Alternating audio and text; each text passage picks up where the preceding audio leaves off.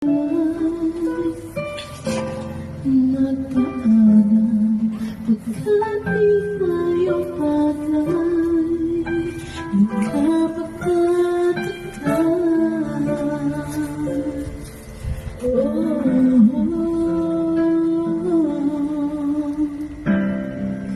Kung bakit ganito ang aking kapalaran, di ba't inaulit ka na nagpaalam? Bawat paalam ay puno ng iyakan. Nagkapagtataka, nagkapagtataka.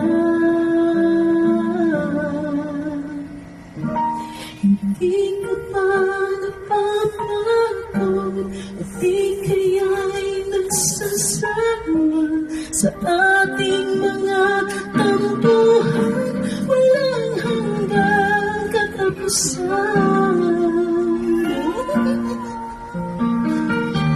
Napahid ng mga luha, damdamin at puso'y tigang, wala nang maipon.